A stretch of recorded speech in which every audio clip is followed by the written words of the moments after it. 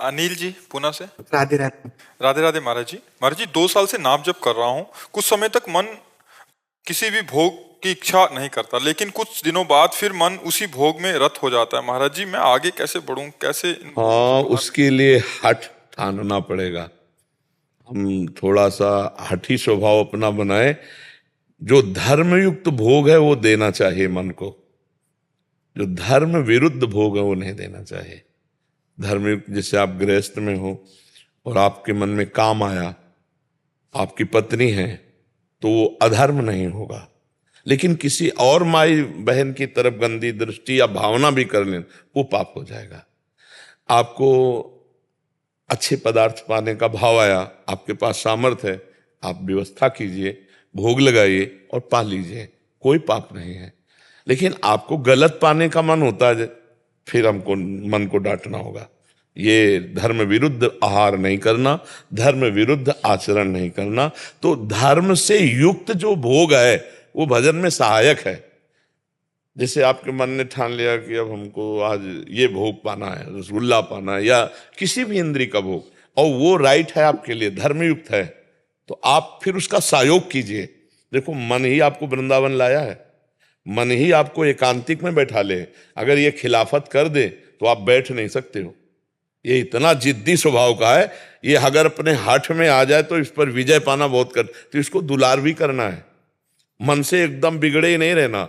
धर्मयुक्त को मांगे फिर इसे दे दिलाए, और अधर्मयुक्त मांगे तो फिर कि तू चाहे जितना जला, ये मैं नहीं कर सकता। इतना तो लाना पड़ेगा, नहीं तो जिंदगी भर ये गुलाम बनाए रखेगा। जो धर्मयुक्त भोग हैं उनसे वैराग्य बढ़ता है, और जो अधर्मिक भोग है उनसे राग बढ़ता है, आसक्ति बढ़ती। फिर ऐसा लगता है अब मैं इसके बिना जी नहीं सकता।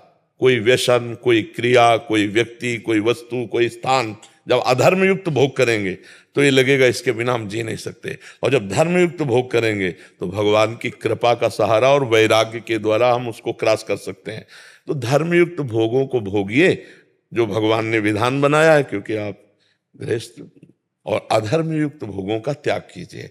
और जैसे विरक्त है उसके लिए संपूर्ण भोगों का त्याग है। मात्र जीवन यापन के लिए वस्त्र और भोजन के सिवा, औषधि के सिवा, बस पूरा का पूरा जीवन मरा हुआ जीवन, तब वो महात्मा कहलाता है। जीवित मर जाए उलट आप में समाये है दिलगिरी। पूरा जीवन जलते हुए, लड़ते हुए, ना कभी कोई सुख, ना कभी चैन से कभी सोए नहीं होंगे।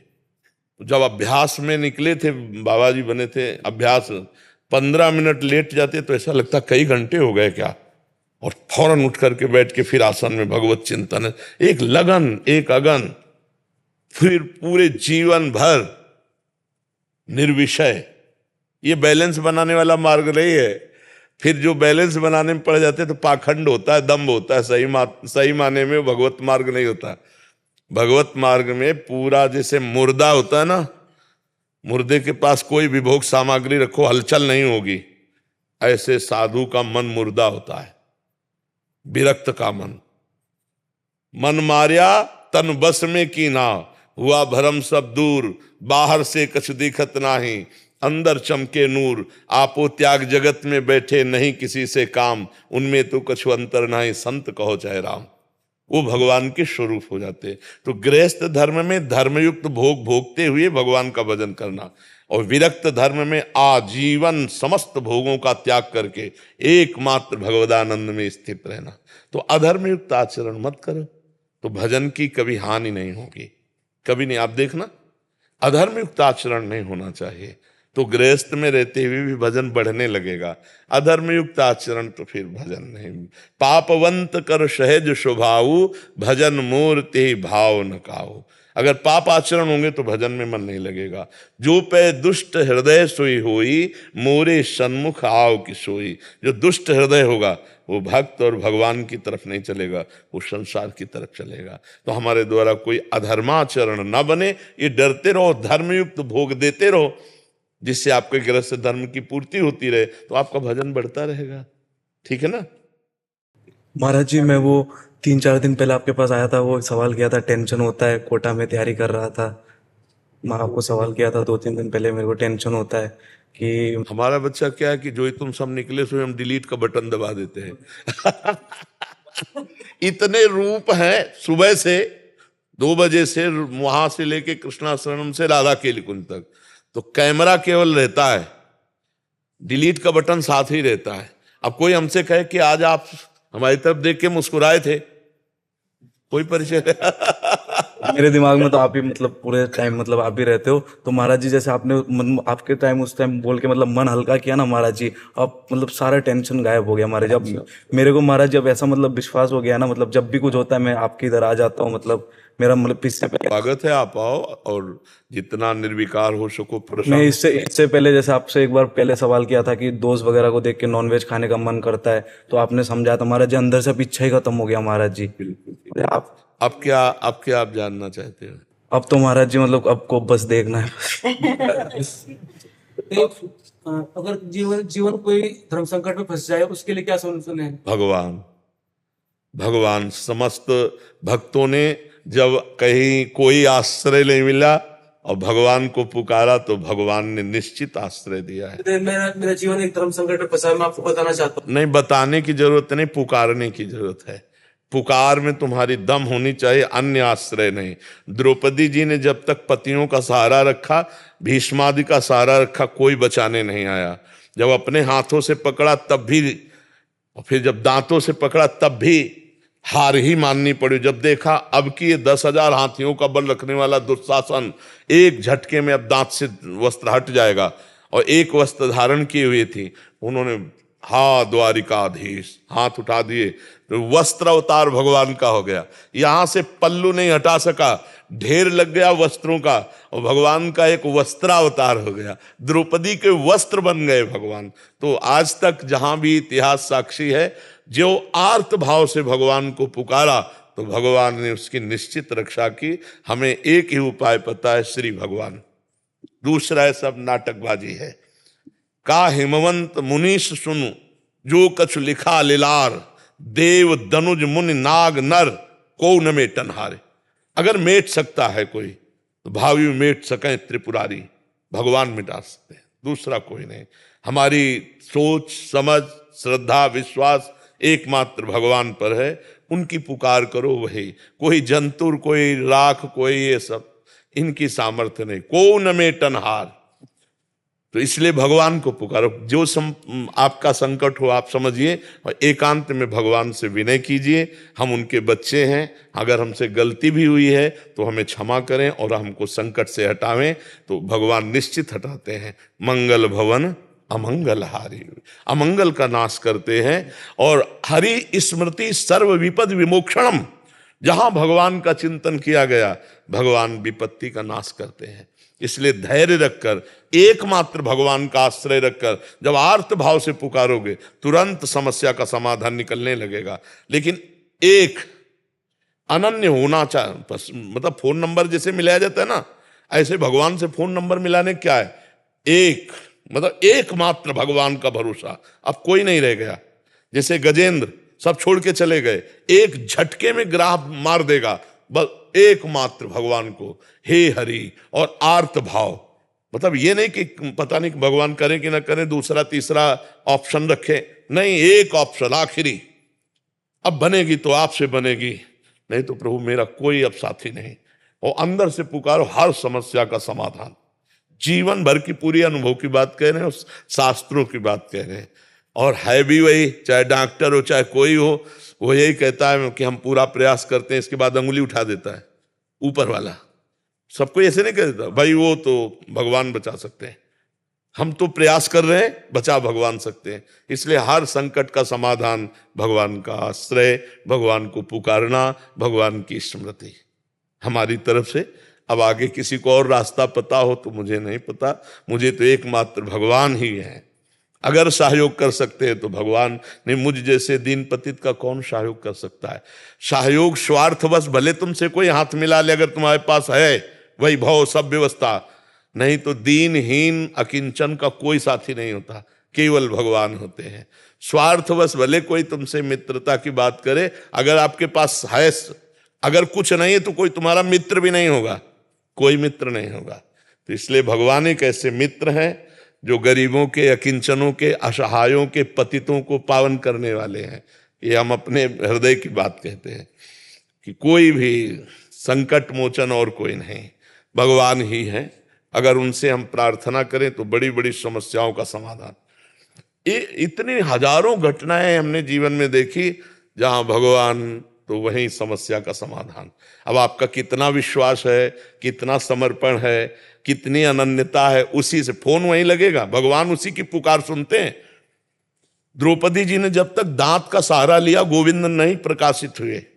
जब पूरा भरोसा केवल भगवान का, तो फिर भगवान वस्त्र बन गए, गजेंद्र का उद्धार। लाखों ऐसे अनुभव हैं संत महात्माओं। तो हमें लगता है अन्य किसी का सहारा न लेकर भगवान का आश्रय लीजिए, और जितना पाप का प्रायश्चित कराना होगा उतना तुम्हें जलाएंगे और फिर बचा लेंगे। बस धैर्य पूर्वक भगवान का ही भरोसा रखना, ठीक है। मैं गुरु की पूजा करता हूँ, वो मेरे थोड़ा काम में बिजी होने के कारण मैं कभी शाम को कभी सुबह को बहुत दिक्कत आ रही है। उसमें कोई मेरा पूजा में दोस्त तो नहीं लग रहा। कुछ नहीं यार, किसान आदमी, गृहस्थ आदमी, समझो पूजा का मतलब अगरबत्ती जलाना नहीं है, पूजा का आरती कर देना नहीं है, फावड़ा चलाना भी पूजा है, गोली चलाना भी पूजा है। अपने कर्तव्य पर निष्ठा से युक्त होकर हम व्यापार कर रहे हैं, नौकरी, ये सब पूजा है। धर्म पूर्वक चलो, भगवान का नाम जप करो, जो कार्य करते हो तुम्हारी पूजा है। ये सृष्टि भगवान की। हम बार बार समझाना चाहते हैं। अर्जुन जी कह रहे हैं हम सन्यास लेके भजन करेंगे, भगवान जी कह रहे नहीं, उठा प्रत्यंचा चढ़ा गांडी पर और काट इनकी गर्दनें, ये पूजा होगी। तो समझो, अगर हमारा फावड़ा चल रहा है राम राम, तो इससे बड़ा भजन क्या होगा? राधा राधा, इससे बड़ा भजन क्या होगा? हमें शाम तक जब समय मिला, एक लोटा जल चढ़ा दिया, हो गई पूजा। किसान आदमी, हम दिन भर मेहनत कर रहे हैं, जो अन्न कमा रहे हैं, परिवार का पोषण, समाज का पोषण उससे होगा। बीच बीच में भगवान का स्मरण कर रहे हैं। भगवान इस पूजा, आरती, पूजा, इससे ज्यादा प्रसन्न नहीं होते, अपने कर्तव्य से प्रसन्न होते हैं। हाँ, कर्तव्य करते हुए आपके पास समय, आप कर लीजिए। नहीं है तो वो कर्तव्य ही पूजा है। अगर कर्तव्य में अधर्माचरण करे और फिर जाके खूब घंटी बजाए, आरती करे, कभी भगवान प्रसन्न होने वाले नहीं।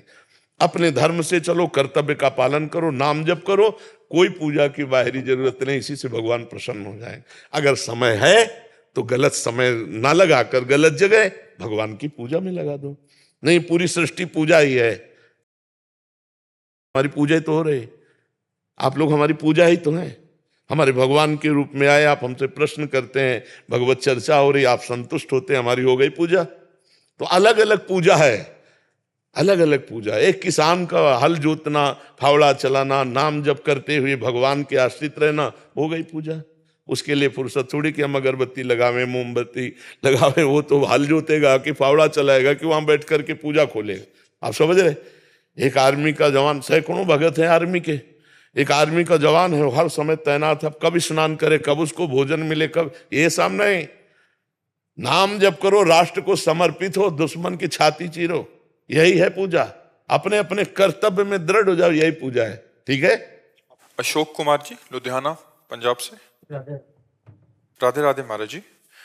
तुलसी मेरे राम को रीच जपो या खींच, भोम पड़े जाए सभी, उल्टा सभी सीधा बीज। अर्थात जब इतना सरल ढंग मार्ग स्वामी तुलसीदास जी ने बताया हो, तो हमें इतना दुर्लभ मार्ग क्यों बताया जाता है, या किस प्रकार के साधक के लिए स्वामी? कौन सा दुर्लभ?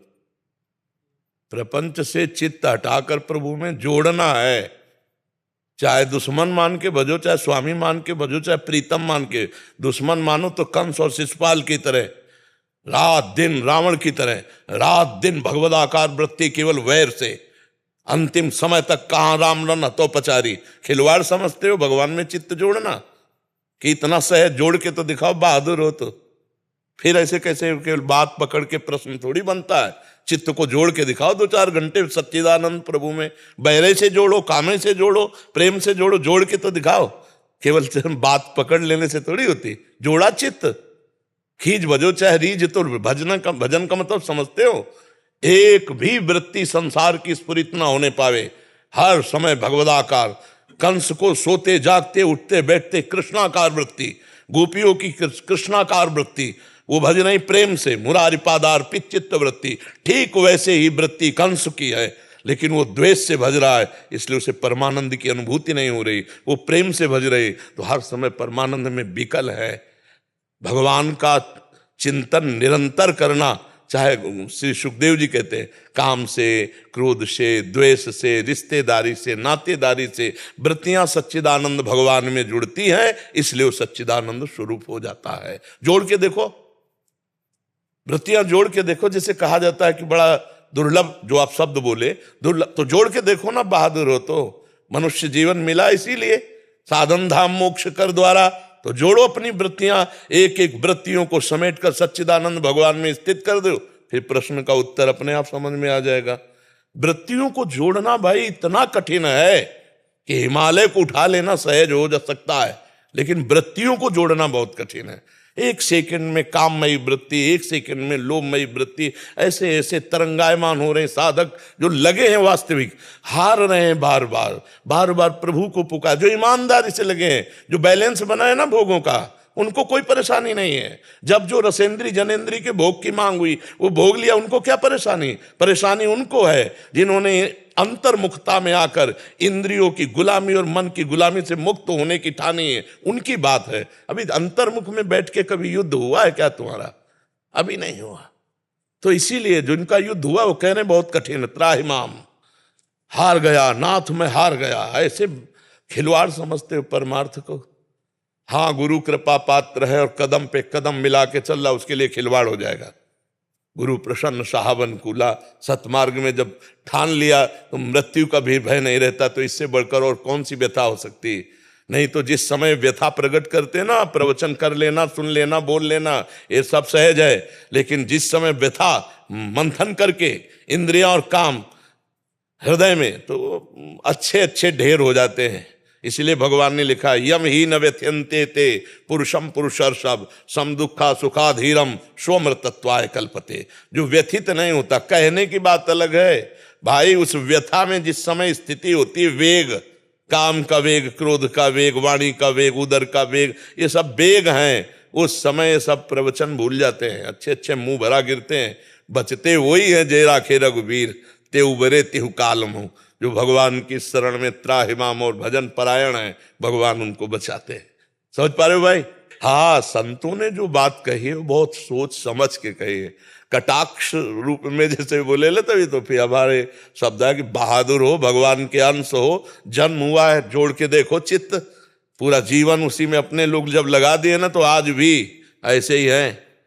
हमारी बस नहीं, आप पकड़े हो तो मैं ले, आप छोड़ दे तो मैं ले, हमारी सत्ता ही नहीं है, हमारा अस्तित्व ही नहीं है। जैसे हमसे पूछा जाए कि आपकी साधना, तो बिल्कुल ऐसे है, हमारा कुछ नहीं, आप पकड़े हैं, आप पकड़े हैं तो हमारी सत्ता है, आप छोड़ दे तो अभी कुछ नहीं है, कुछ नहीं, आपसे है सब कुछ, आप ही आप है, मैं कुछ नहीं है। आपकी कृपा, चाहे गुरुदेव की कृपा को, चाहे हरि की कृपा को।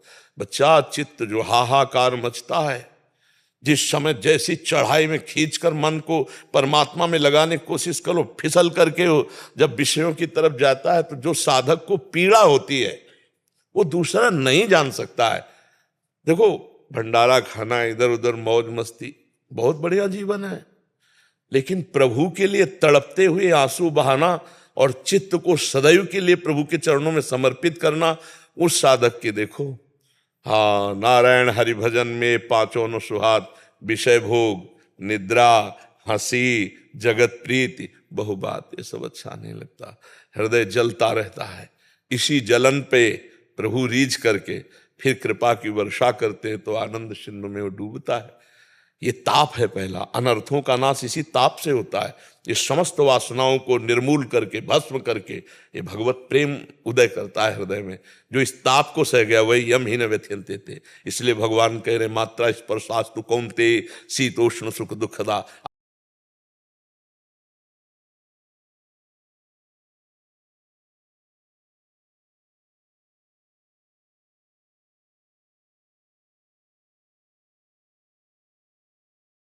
एक आया और वो परास्त हो गया तो पूरा उपदेश दूसरे को दे सकता है, कैसे बचा जाता है। लेकिन जब वेग आया तो ज्ञान कहां गया? उस समय ज्ञान, ये पक्का समझ लो बच्चा, प्रवचन करता, प्रवचन बहुत ऐसा कि क्या कहना है, वो ज्ञान उस समय नहीं आएगा जो दूसरे को उपदेश देने के समय आ रहा था ना। अपना जब वेग आया तब क्या वो सही प्रवचन वही कि जब अपने में वेग आए और अपना उपदेश लागू करके इंद्रियों मन को काबू में कर लिया तो फिर प्रवचन ठीक रहा। लेकिन नहीं बच्चा, सभा में तो बोलना अलग बात है, एकांत में जब वेग आता है ना तो बड़े बड़ों को फैला देता है। तभी शिव विरंचिका मोहई को है बपुरान अस जिए जान भजी मायापति भगवान। भगवान रक्षा करे तो एक साधारण भी असाधारण स्थिति को प्राप्त हो जाए, और भगवान से शरणागति ना ले तो फिर वो चाहे जितनी ऊंची गति में जाए, माया एक बार ऐसा प्रश्न करती कि उसे गिरा देती। ब्रह्मा जी भागवत में स्तुति में कहते हैं कि प्रभु हम तो आपके चरणों की शरण में हैं, जो आपके चरणों की शरण में नहीं हुए उनको ऊंची ऊंची स्थितियों में जाके गिरते हुए देखा है ज्ञानाभिमानियों को। तो औरों की तो बात जाने दो। शिव विरंचिका मोहई को है बपुरान। बहुत विचित्र भगवान की माया है। तभी बड़े बड़े लोग कहते हैं बहुत दुर्लभ है भगवत प्राप्ति, बहुत कठिन है भगवत प्राप्ति। क्यों? अब पूरे जीवन चित्त को संभाल कर परमात्मा में स्थापित करना, निर्विषय करना, निर्विकार होना। अब निर्विषय और निर्विकार ये वचन संसारिक आदमी क्या जाने, सुन लिया बहुत है। उस साधक से पूछो जो जल रहा है, उसकी जलन को दूसरा क्या जाने। प्यास लगी पानी पी लिए, भूख लगा भोजन पा लिया, वेग आया जैसा जनेन्द्रीय रसेंद्री का वैसा निपट लिया। उससे पूछो जो हर इंद्रियों के वेग को सह रहा है, वो अंदर जो ताप है वही तपस्या है। उसी तपस्या से भगवान जीते। और ये बाहरी तपस्या नहीं, अंदर के ताप को जो सह जाता है। हाँ, तास्तितिक्षस्व भाग।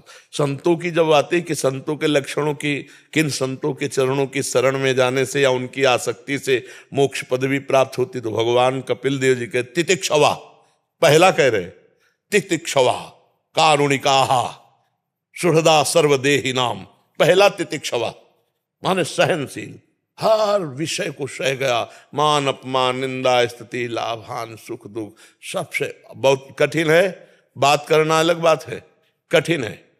बिल्कुल अंदर कुछ भी फर्क नहीं पड़ना चाहिए, ना हर्ष होना चाहिए ना शोक होना चाहिए, समान भाव से निकलो। खेल समझते हो इसे? चाहे जितना दूसरे को उपदेश करे, जब अपनी बात आती है ना तो स्थिति होगी तो आप डामाडोल नहीं होगे, और स्थिति नहीं होगी तो थोड़ी देर में अपनी असलियत में आ जाओगे और लड़ने लगेगा या आपको प्रताड़ित करने लगेगा। फेल हो गया। स्थिति नहीं है अंदर, केवल बातें हैं। और स्थिति है तो बड़े से बड़े दुख में भी वो विचलित नहीं होगा, बड़े से बड़ी परिस्थिति में विचलित नहीं। यही कठिनता है बच्चा। माँ पिता भाई बंधु पत्नी पुत्र परिवार धन संपत्ति सबका प्यार बटोर के भगवान के चरणों में समर्पित करना कितना कठिन। करके तो देखो। जननी जनक बंद सुतदारा तनु धन धाम सुहृद परिवारा सबकी ममता ताग बटोरी मम पद मन ही बांध बटोरी। बहुत कठिन है, बहुत कठिन है। मतलब तुम तो संसार में रह रहे हो तो तुम क्या जानो कि कठिनता किसे कहते हैं। साधना और साधक वही जान सकता है ऐसा। संत वास्तविक जो मार्ग है या भक्ति का जो मार्ग है बहुत कठिन मार्ग है। क्या कठिन? सबसे प्यार हटाना है, बस यही कठिन है। भगवान तो अपने थे, हैं, रहेंगे, वो तो आत्मस्वरूप है और है वो। फिर भी हमारी दुर्गति रुक रही क्या? यही छाती में है, हृदय में सबके हृदय अचत विकारी। भजन निरंतर भगवद स्मृति। अब ये करके देखो तब बात बन जाए।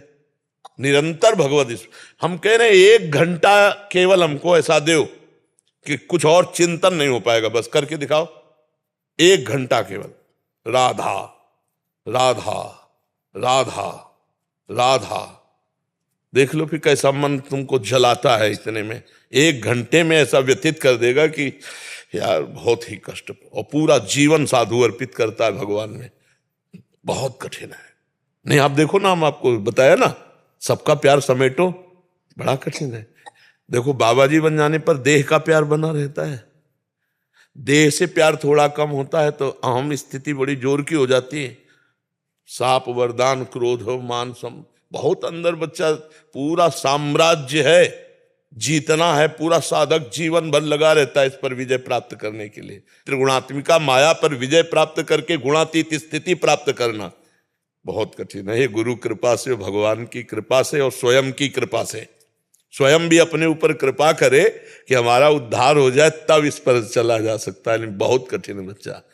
4 कदम चलने के बाद सब मनोरंजन में लग जाते हैं, बहुत चढ़ाई है। अब नहीं लगने देते आप, कहा कुछ मनोरंजन में जाते आ गया। हाँ, तो जो सुनेगा तो नारद सिख जे सुने नर नारी, अवश्य भवन तज होए भिखारी। आप सरिस चाहे सब कीलम, हमारी बात सुनोगे तो ये तो काटेगी ही संसार के राग को। जो सत्संगा सर्वसंगोपहो ही माम, सत्संग समस्त संगों से रहित करके भगवान की भक्ति में लगाता है। व्रतान यज्ञ छंदांसि तीर्था नियमा यमा यथा वरुंधेत सत्संगा सर्वसंगोपहो ही माम। सत्संग समस्त संगों का त्याग कराकर भगवान से प्रीति कराता है। हाँ, संसार से आंखें हटाकर नंदनंदन प्रियाजू से आंखें लग, बहुत बड़ी बात है। बस बात बन गई, मन आज्ञा पे चल गया, फिर निकल जाएगा, फिर कठिनता नहीं रहती। फिर तो रोज नया नया एक उत्साह, नवम नवम, उसी उत्साह में वो हर कष्ट सहता हुआ आगे निकल जाता है। पर चलो, नाम जप करो, ठीक है। हाँ, सुरभि मित्तल जी राजस्थान से। श्री हरिवंश महाराज जी। श्री हरिवंश महाराज जी, आपके चरणों में कोटि कोटि प्रणाम। महाराज जी, आत्मचिंतन और आत्म सुधार क्यों आवश्यक है? कैसे हम अपने जीवन को में आत्मचिंतन और आत्म सुधार कर सकते हैं? आत्म सुधार, आत्मा का कोई सुधार, ये तो लौकिक शब्द है, परमार्थिक शब्द नहीं।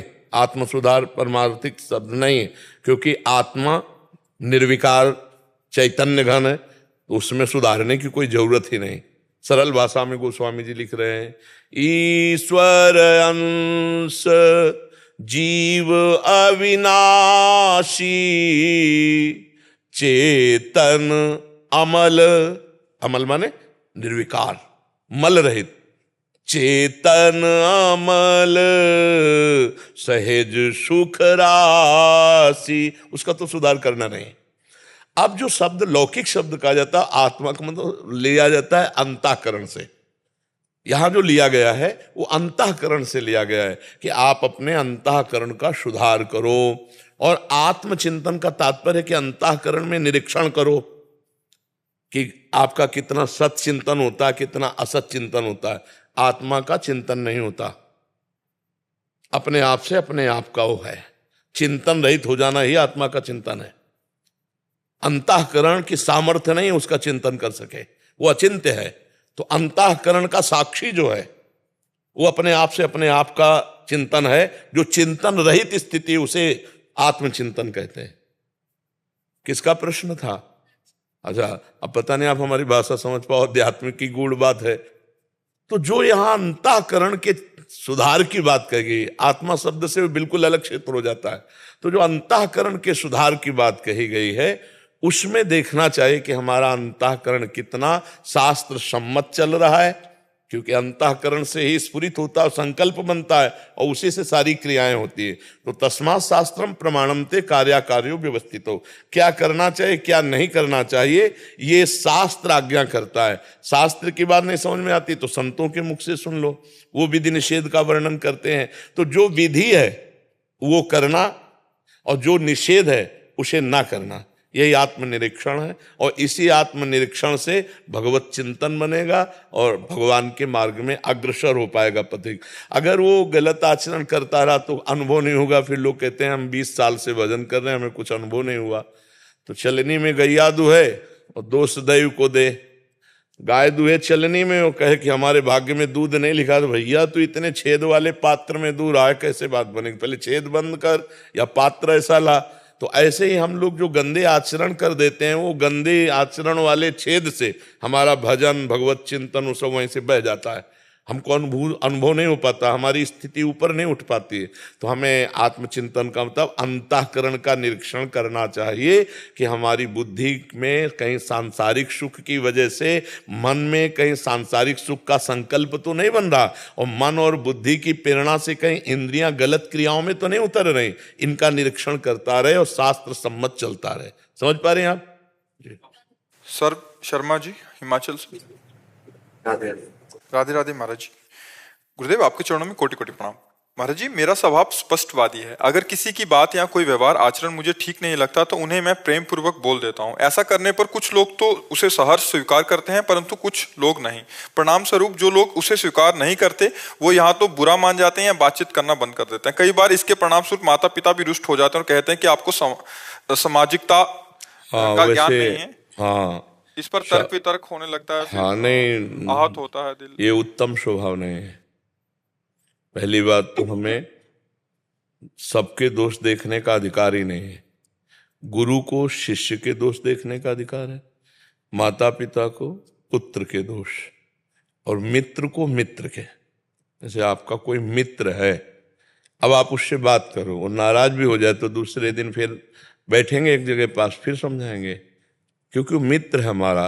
और शास्त्र आज्ञा करता है कि कुपथ निवारी सुपंथ चलावा। मित्र का लक्षण है गंदे मार्ग से हटाकर अच्छे मार्ग में मित्र को चलाना। शेष जब तक आपसे कोई ना पूछे तब तक नहीं बोलना चाहिए। तेरे भावे जो करे भलो बुलो संसार, नारायण तू बैठ के अपनो फोन बुहार। यदि वो गलत कर रहा है, आप गलत देख रहे हो, तो खड़े तो दोनों हैं, समय तो दोनों का बर्बाद हो रहा है। एक गलत कर रहा है और एक गलत देख रहा है। ये आदमी दोषी है, ये पापी है, ये नीच है। तो जो गति उसकी होगी वही गति उसकी होगी, क्योंकि समय तो दोनों का एक ही काम में जा रहा है ना। एक गलत कर रहा है और एक गलत देख रहा है और एक गलत कह रहा है, उसी का वर्णन कर रहा है। तो आप भगवान से विमुख हैं। हाँ, अधिकार जहां है वहां छूट है। कि जैसे शिष्य है तो शिष्य के आचरणों का चिंतन करना होगा, देखना होगा, क्योंकि वो गुरु बनाया है। गलत है तो उसको बोलना होगा कि आप कोई गलत कर रहे हो, अगर आप ऐसा करोगे तो ये दंड विधान है, क्योंकि उसको समझाना होगा। ऐसे माता पिता है, उसका अधिकार अपने पुत्र के दोषों को देखना और उनको दूर करना। तो ऐसे मित्र है, वो हमेशा क्रोधित रहते हैं और मतलब पिताजी माताजी बहुत कुछ बोल देते हैं। मैं कई बार तो नहीं सोचता, लेकिन कई बार तर्क वितर्क होता है तो बहुत आहत हो जाते हैं। नहीं तो मैं क्षमा मांग लेता हूँ। नहीं, आप तर्क वितर्क क्यों करते हैं? क्या यही विद्या है? विद्या विनयम ददाति। अपने बड़ों से तर्क वितर्क नहीं करते। अपने बड़े अगर हमें उपदेश कर देते हैं और हमें लगता है इनका उपदेश गलत है, तो भी मौनम, क्योंकि हमें चलना अपने दिमाग से है। आप उपदेश कर रहे हैं, मैं गलत हूं, आगे सुधार करेंगे, या वो गलत है नहीं समझ पा रहे हैं, तो हम मौन। तर्क वितर्क करना तो बिल्कुल खराब है। माता पिता गुरु से तर्क वितर्क थोड़ी किया जाता है। तो उनकी आज्ञा मान लेनी चाहिए, जैसे भी वो कहें। आज्ञा पर विचार करना होगा। हम बोलने पर मना कर रहे हैं, आज्ञा पर कुछ ऐसे माता पिता हैं, ऐसे गंदे आचरणों की तरफ, गंदे भावों, ऐसे माता पिता के वचन नहीं मानना चाहिए। लेकिन वो तो अच्छे भाव करते हैं, लेकिन आजकल और उनकी सोच और हमारी सोच में थोड़ा अंतर आता है। तुम्हारी दोनों की सोच में शास्त्र अगर प्रमाणित है तो माना जाएगा किसकी सोच सही है। अपनी सोच नहीं, तस्मात् शास्त्रम प्रमाणम थे। शास्त्र और संतों से प्रमाणित सोच को ही सही सोच कहते हैं।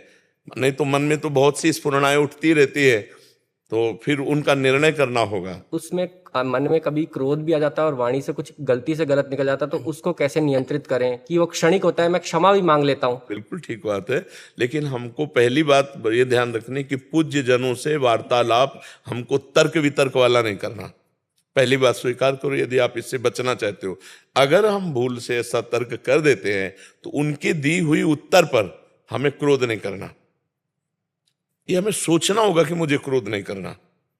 जब क्रोध आवे तो दांती पीस लो, मौन हो जाओ, नहीं बोलना। और वाणी भी थोड़ी गलत निकल जाती कई बार। अभी तो बुद्धि काम कर रही, तो आप अपनी गलतियों को देख पा रहे हैं, तो वाणी को भी वाणी एक अमूल है। जो कोई बोले जान, हे तराजू तौल के तब मुख बाहर आन। अपने बात कहने के पहले सोचना है कि ये बात हितकर है, शास्त्र सम्मत है, दूसरों को सुख प्रदान करेगी। तो बोला नहीं तो अंदर ही दबा के चुप हो गए, शांत एकदम। सुशील कुमार गुप्ता जी। राधा वल्लभ श्री हरिवंश महाराज। महाराज जी, आपकी कांतिक वार्तालाप में सुना था कि जब तक खुद को भगवत साक्षात्कार ना हो जाए तब तक किसी दूसरे को अपनी स्थिति नहीं बतलानी चाहिए या उपदेश। वर्तमान की स्थिति अगर बता दी जाए तो वो बंद हो जाती है। ये निज अनुभव की बात है और बहुत से संतों के अनुभव की बात है। हाँ, अभी वर्तमान में जो चल रहा है हमारे जीवन में, वो हम किसी से नहीं कहेंगे। जो आज है, कल जो हमें अनुभव हुआ है, वो हम किसी को प्रोत्साहन देने के लिए, सतमार्ग के लिए बता सकते हैं, लेकिन आज जो चल रहा है अभी नहीं बताएंगे। अभी क्या स्थिति नहीं बताए, और कभी अगर धोखे से निकल गई तो उसमें विघ्न पड़ जाता है।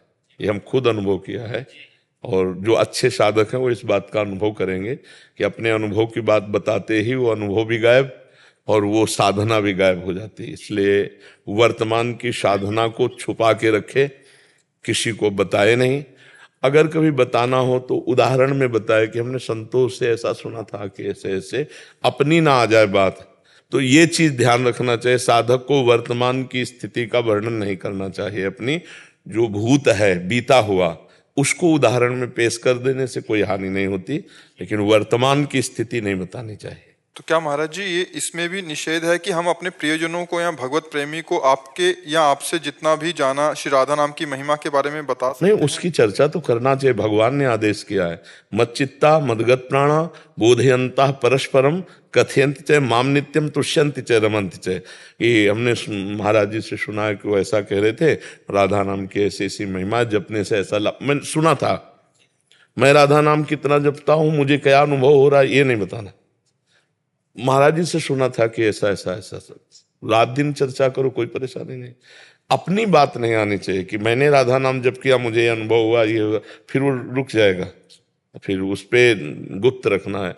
फिर आपसे कोई पूछे कि आप राधा नाम जपे, आपको कुछ जप रहे हैं, कैसा क्या जप रहे हैं, माँ संतों की कृपा जो भी हो जाए, अब ऐसे क्या हम क्या बताएं, हम तो अभी शुरुआत भी नहीं हुई।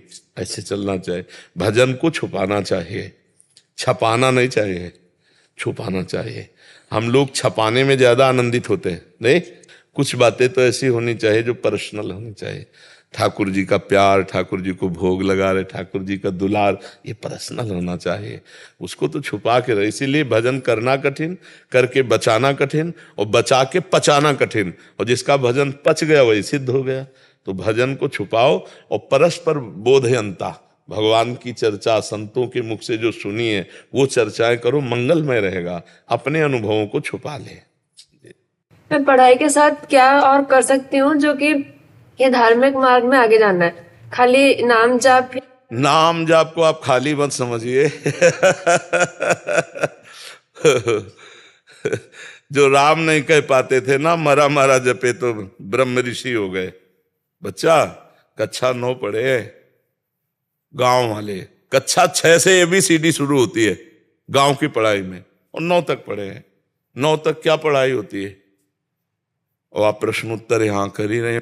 नाम खाली नहीं है, नाम में इतना कुछ भरा है कि सुमिर पवन सुत पावन नामू, अपने बस करी राखे रामू। भगवान को अधीन कर लिया तो सारी विद्याएं, सारी कलाएं सब भगवान में विराजमान है। अगर नाम जप करोगी और पढ़ाई करोगी और पवित्र आचरण से रहोगी तो जिस उन्नति में जाना चाहोगी पहुंच जाओगी। आज हमारे देश की राष्ट्रपति कौन है, नहीं जानती हो? हाँ, तो ऐसा नहीं कि माताएं बहनें उन्नति नहीं कर सकती। अब वो हम ऐसी तैयारी करें कि हम अपने राष्ट्र की सेवा में आवें, समाज की सेवा में आवें। एक सांसारिक जीवन जी करके कीड़े मकोड़े की तरह मर जाना, यार मनुष्य जीवन की महानता क्या रही, चाहे स्त्री हो चाहे पुरुष हो। कौन नहीं जानता मीरा जी को? अगर भक्ति में उतरी तो पूरा विश्व जानता है और नमस्कार करता है उनके पावन चरणों में। तो ये नहीं है, किसी भी मार्ग में हम जाएंगे और पवित्र हैं, नाम जप करते हैं और उद्देश्य को बिल्कुल पहचानने वाले हैं, तो कहीं भी चले जाओ, कहीं भी। आज हमारे देश की रक्षा में भी बहनें खड़ी हैं, नहीं खड़ी, संगीन लिए हुए खड़ी, जहां 1 सेकंड में खोपड़ी उड़ा दी जाएगी और 1 सेकंड में खोपड़ी उड़ानी पड़ेगी। ऐसी स्थिति में तो क्या क्या कमी है?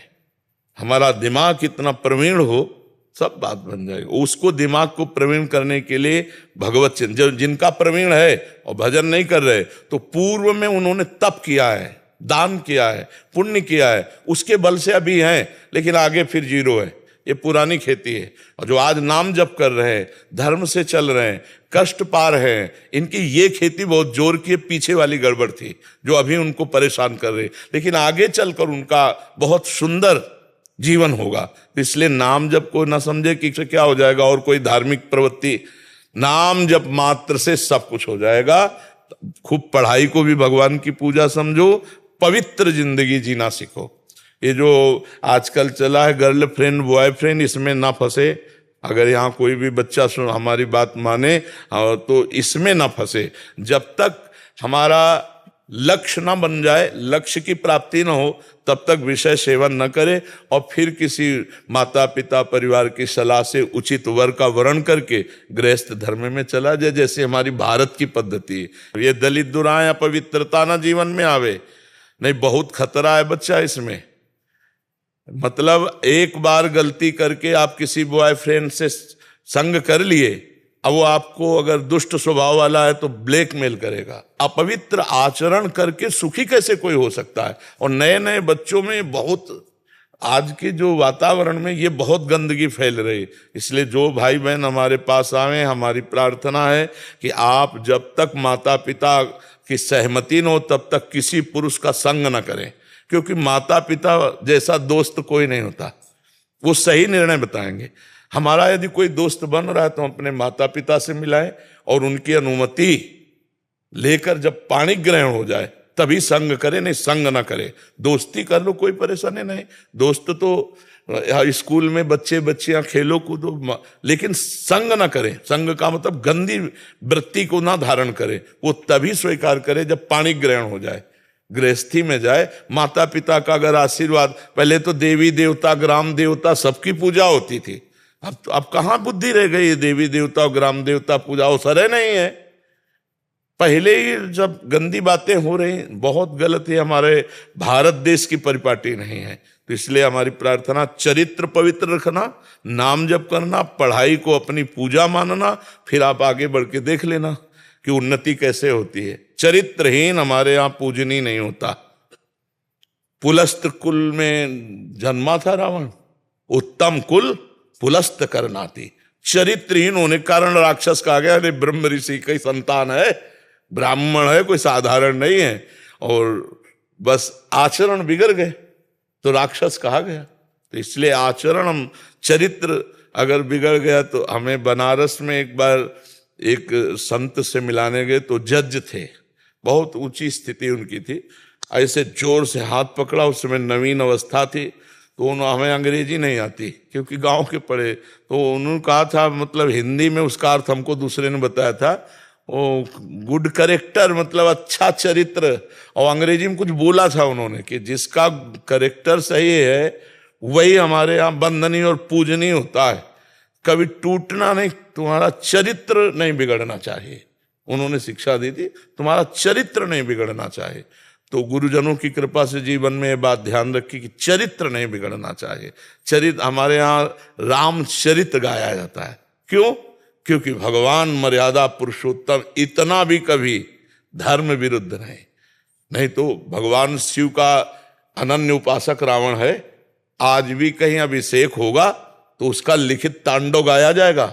जटाटवी गलत ज्वल प्रवाह पावित स्थले गोले लंब लंबितम भुजंग तुंग माल। ऐसा थोड़ी जैसे झूला झुलाया जाता है, ऐसे महादेव और पार्वती जी को 20 बार अपनी भुजाओं पर उठाकर ऐसे झुलाया है। कोई साधारण थोड़ी था, लेकिन चरित्र बिगड़ गया, चरित्र बिगड़। दूसरे की तरफ गंदी दृष्टि रखने वाला रावण, वो मार के भगवान ने उसको फेंक दिया। खोपड़ियों पर बंदर लात मारते थे जैसे फुटबॉल में मारा। तो मंदोदरी देख के कहा, राम विमुख हस हाल तुम्हारा, रहाल को कुल रोवल यारा। इसलिए सबको चरित्र पर ध्यान देना चाहिए, अपना चरित्र पवित्र हो। और नाम जब चल रहा हो, अपने कर्तव्य को पूजा समझो, चाहे वो किसानी हो, चाहे व्यापार हो, चाहे नौकरी हो, चाहे राष्ट्र सेवा हो। जो अपना कर्तव्य भगवान ने दिया वो हमारी पूजा है। हम अगरबत्ती लगावें, धूप बत्ती लगावें या ना लगावें, हम अपनी पूजा में अगर सत्य में हैं तो भगवान उसी से प्रसन्न हो जाएंगे। अब इधर अगरबत्ती लगा के उधर जाके बेईमानी करो तो अगरबत्ती के धुआं से भगवान थोड़ी प्रसन्न हो जाएंगे, है? तो ये बात है। राधे राधे महाराज जी।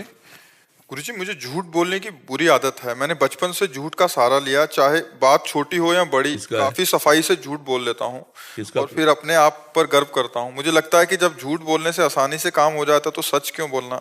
खुद को बचाने के लिए लोगों को। नहीं, गलत बात है।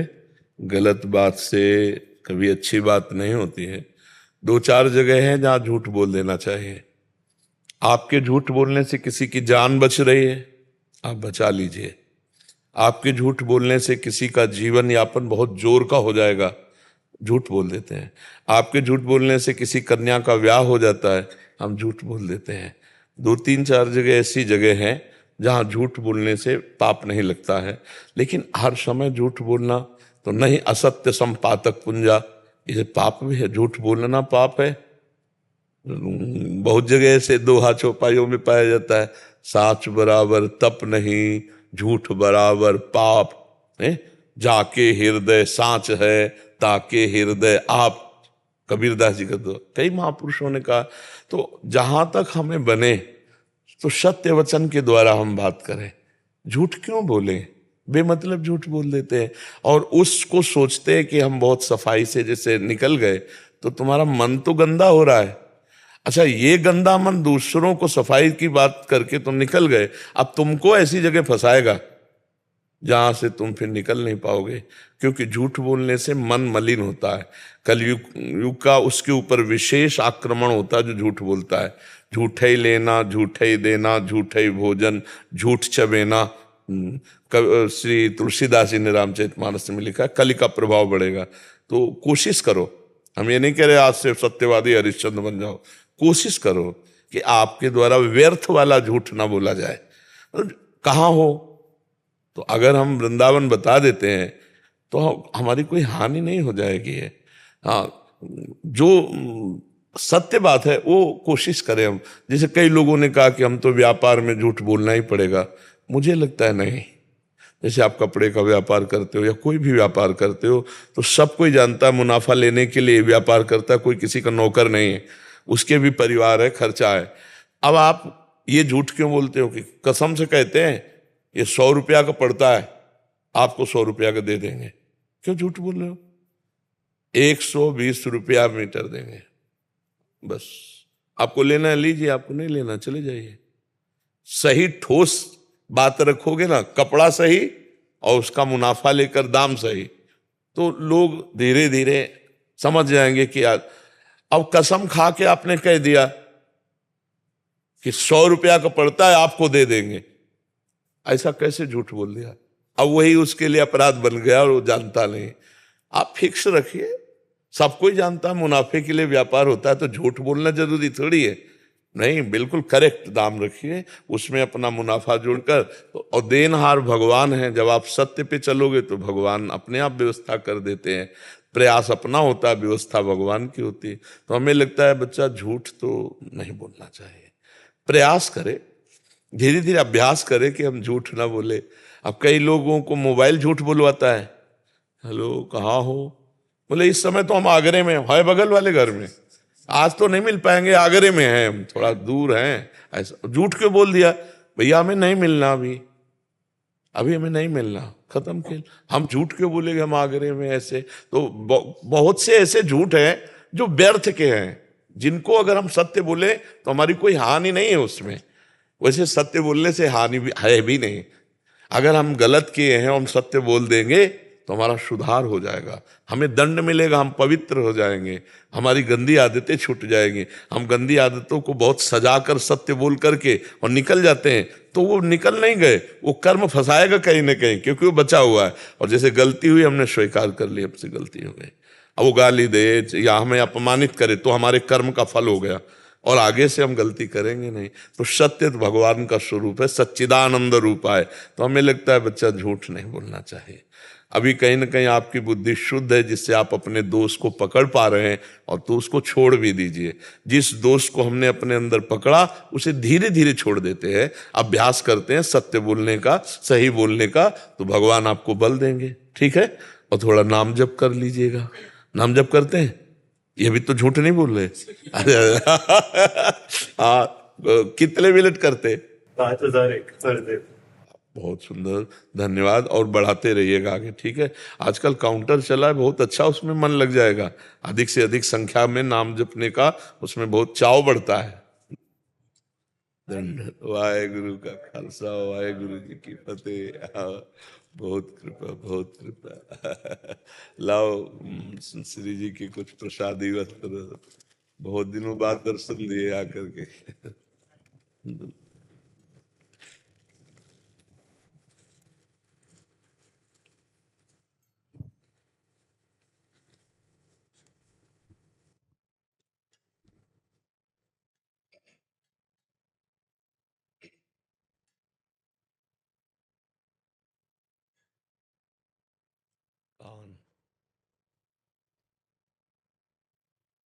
राधे राम।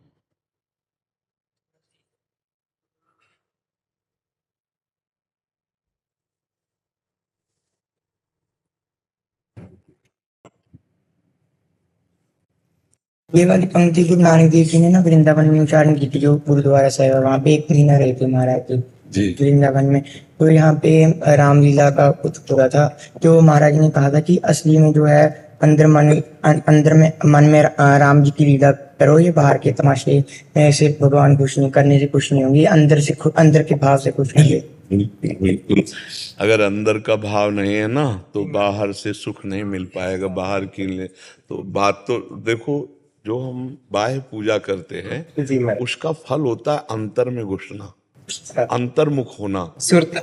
हाँ, ये जितनी भी बाह्य सेवा, पूजा, तीर्थ याटन, इसीलिए गुरु नानक साहब की वाणी में बाह्य का महत्व नहीं है। बाह्य का नहीं कि आप जट्टा रखा लिए, आप लंगोटी पहन लिए, आप ये कर लिए और अंदर से आप शून्य हो, भजन नहीं है, परमात्मा का निरंतर चिंतन नहीं है। खास बात पकड़ करके गुरुवाणी जी कहते अंदर का चिंतन आपका क्या जी महाराज। आप मान लो बाहर से छवि पूज रहे हो, मूर्ति पूज रहे हो और अंदर परमात्मा को नहीं देख रहे हो किसी के, तो फिर इसके बाद मनमानी पापाचरण करो तो पूजा से मतलब क्या रह गया, है ना। अगर बाह्य पूजा को आप केवल भगवान मानते हो और अंदर आप अपने भगवान नहीं देखे, दूसरों के नहीं देखे, तो आपका व्यवहार गलत होगा। तो बाह्य पूजा का क्या फल मिला है? बाह्य पूजा का फल है अंतर्मुख हो जाना। हाँ, अंतर ही अंतर में परमात्मा चिंतन करते हुए सब में परमात्मा का दर्शन करना, ये सबसे बड़ी पूजा है। तो ये तो प्रारंभिक पूजा होती, जैसे बाहर की पूजा है, बाहर की ये सब बातें हैं, उसका फल होता है अंतर्मुख होना, अंतर्मुख होना। मेरा एक प्रश्न था जी, मेरा ब्रह्म ज्ञान क्या होता है, कैसे प्राप्त होएगा जी, इसे प्राप्त करके अनुभव कैसा होता? हाँ, इस तीनों बातों को तो 2 मिनट बैठ जा, फिर बैठ, हाँ बैठ जा। ब्रह्म ज्ञान आत्मस्वरूप, जो अपनी आत्मा है, जो मैं हूं, ये तो है नहीं, ये तो ढांचा पांच भौतिक है। ये ब्रह्म ज्ञान में इसका त्याग किया गया है, शरीर का राग त्याग किया गया है, और मन और इंद्रियों के जो भोग हैं वो मेरे नहीं हैं, मन और इंद्रियों के हैं। एक है ये स्थूल शरीर और एक है सूक्ष्म शरीर। सूक्ष्म शरीर का अनुभव होता है जब स्थूल शरीर सोया होता है, और स्वप्न में जो शरीर होता है स्वाप्निक, वो केवल सूक्ष्म शरीर होता है। उसमें हम देखते हैं कि अच्छा बुरा, मार पीट, सुख दुख, लेकिन ये स्थूल शरीर तो सैया में आराम से सोया होता है, लेकिन स्वप्न में जो सुख दुख का अनुभव होता है वो होता है सूक्ष्म शरीर से। और फिर है कारण शरीर। कारण शरीर का अनुभव होता है जैसे हम खूब नींद में सो गए गाढ़, फिर हमें आया कि आज 5 घंटे में बहुत सोए, 5 घंटे बहुत सोए, तो जो आत्मा साक्षी है वो उसको अनुभव करा रहा है। तो स्थूल सूक्ष्म कारण, स्थूल जागृत अवस्था ये, सूक्ष्म स्वप्नावस्था, कारण सुषुप्ति अवस्था, और जो तीनों को जानता है साक्षी परमेश्वर, वही आत्म स्वरूप है, और उसको अनुभव करना है। ये तो बात हो गई उसकी। इन तीनों शरीरों से रहित होकर उसका अनुभव करना है, ब्रह्म ज्ञान प्राप्त करना, और उसके अनुभव की स्थिति में पहुंचने के लिए गुरु कृपा अत्यंत अनिवार्य है, क्योंकि इस शरीर से राग छोड़ना बहुत कठिन है। मगर आनंद होता है वहां? आनंद नहीं, परमानंद। हाँ। मतलब परम आनंद और अगाध आनंद, अखंड आनंद, अनंतानंद। हाँ, तभी तो बड़े बड़े संत महात्माओं को, बड़े गुरुजनों को इतना जब कष्ट दिया गया, तब भी मुस्कुरा के बोले तेरा किया इच्छा लगे। वाहिगुरु का हर विधान सर माथे और परमानंद में। तो स्थूल शरीर को कष्ट दिया जा रहा है, क्योंकि और कर्म के अनुसार है नहीं जी महाराज। ये कर्म साधारण प्राणियों के शरीर पे होता है, समर्थ पुरुषों में नहीं। समर्थ पुरुष ये दिखाए कि हम धर्म के लिए अपने शरीर को शहीद करते हैं। धर्म के लिए तेग बहादुर सिंह जी ने जो इतनी सामर्थ्य रखते थे, उनके शिष्य जन कि अधर्मियों को दंड देने में पूर्ण समर्थ थे, तो नजदीक बुलाया और स्पर्श किया और सारी शक्ति ले ली, कहा आप करके दिखाओ। तो ऐसे बोले नहीं, सहना है, जार को जरना है। हाँ, हमको ये दिखाना है कि हम अपने धर्म के लिए प्राणों की बाजी लगा सकते हैं। और गर्दन कटवा दी। और इतने सामर्थ्यशाली थे, तन से भी, मन से भी और स्वरूप से भी, कि अगर वो एक संकल्प कर लेते तो विधर्मी सब मर जाते, सब नष्ट हो जाते। हाँ, तो हमारे गुरुजनों ने उसी स्वरूप में स्थित होकर, स्वरूप में कष्ट नहीं है, देह में कष्ट है, तभी वो कह रहे तेरा किया मीठा लागे। नहीं तो देह जल रही है तो फिर ताप तो लगे ना, लेकिन वो आत्मा, हाँ, जो आत्मा है, नयनम छिंदन्ति शस्त्राणि नयनम दहति पावका न चैनम क्लेदयन्त्यापो न शोष्यति मारुता।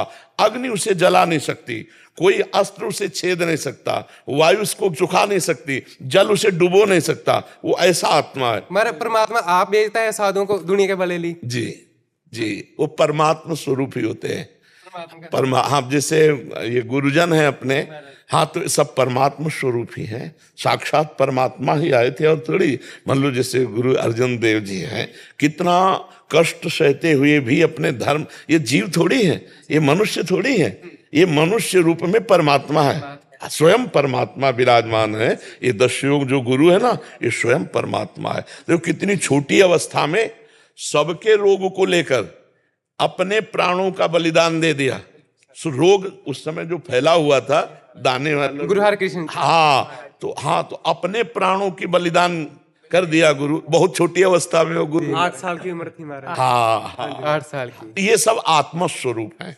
हाँ, ये शरीर से ये ब्रह्म ज्ञान प्राप्त, पर ब्रह्म ज्ञान का संबंध जो होता है उम्र से नहीं होता। नहीं नहीं नहीं नहीं नहीं, वो ये तो बचपन में हो सकता है, जवानी में भी, बुढ़ेपे में। हाँ, श्री सुखदेव जी 16 वर्ष की अवस्था के हैं, लेकिन ब्रह्म ज्ञान संपन्न तो हजार हजार वर्ष की आयु के महात्मा खड़े होकर हाथ जोड़कर उनको प्रणाम करते हैं। तो इसका अवस्था से कोई लेला दिला है। थोड़ा सा डायलिसिस है महाराज जी का, सुबह 2 बजे से लाओ कुछ प्रसाद दो। सबसे पहले तो हमको इतना सुख मिलता है आपके दर्शन से, जैसे गुरुजन के पार्षद आते हैं ना, तो हमें बहुत सुख मिलता है।